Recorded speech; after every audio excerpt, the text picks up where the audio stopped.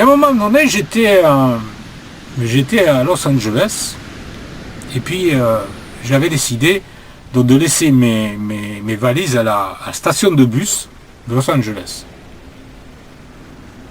Et puis j'avais une clé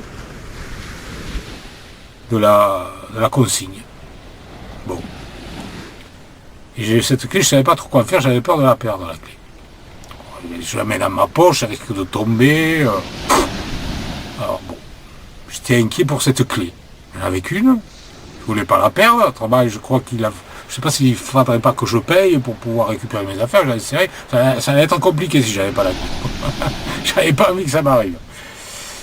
Alors j'ai pris cette clé et puis je l'ai mise dans mes chaussettes, figurez-vous. Vous savez, ça vous fait peut-être rire, mais bon, c'est dans le... Là, j'avais des tennis et je les mettais dans les chaussettes.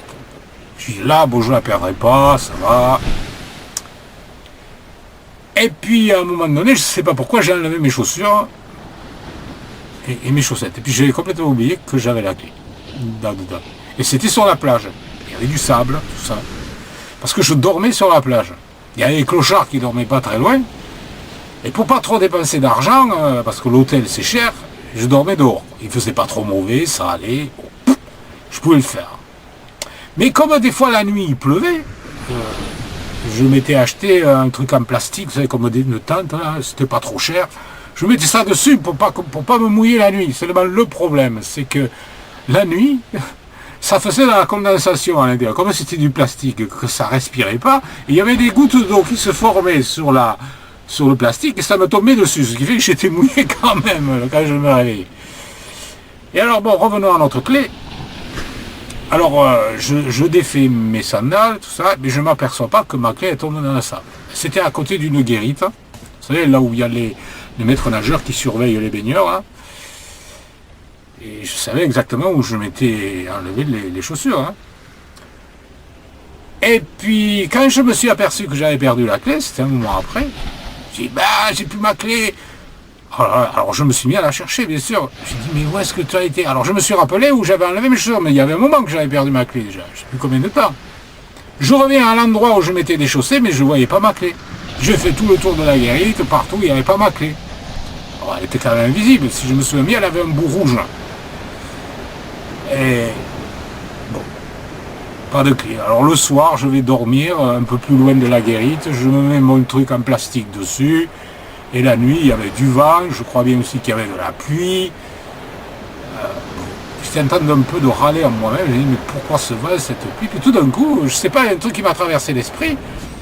Je me suis dit, mais quand même, avec la pluie et le vent, le Seigneur, il peut me faire remonter la clé du sable, et s'il tentait qu'elle est dans le sable. Parce que moi, j'avais remué, j'avais cherché, j'avais rien vu. Et puis, le matin, je me réveille, et puis je dis, tiens, au cas où le Seigneur aurait fait remonter la clé du sable, je vais quand même aller voir. Avec le vent, la pluie, la tempête, bon, je vais aller voir. Mais je me suis dit, mais il l'aura pas fait. Il l'aura pas fait parce que je ne mérite pas ça. Il l'aura pas fait. Je ne pensais pas que Dieu allait le faire.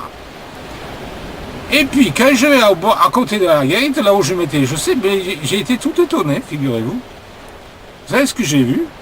Je suis sûr que vous avez deviné, c'était la clé. Elle était là. Elle était remontée du sable. Mais attention, elle n'était pas remontée n'importe comment. J'étais ébahi. Parce que dans le sable, il y avait comme une demi-sphère qui s'était formée dans le sable. Comme un trou qui faisait une demi-sphère. Autant que je me souviens, c'était parfait. Le rond, il était parfait.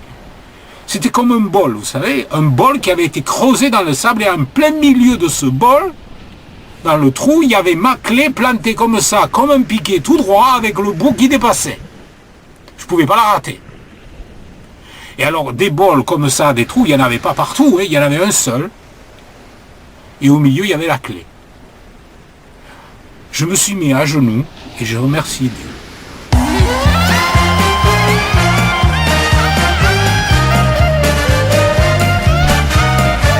Il est vivant, il est vivant. Il est sorti du tombeau, il est vivant. Il est vivant, il est vivant. Il est roi des rois éternellement. Merci à toi mon Dieu qui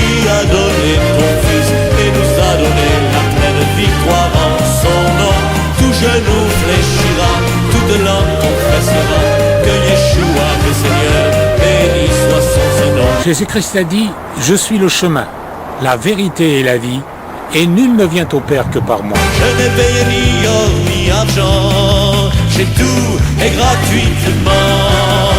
Car pour moi Jésus a versé son sang, et je suis sauvé maintenant.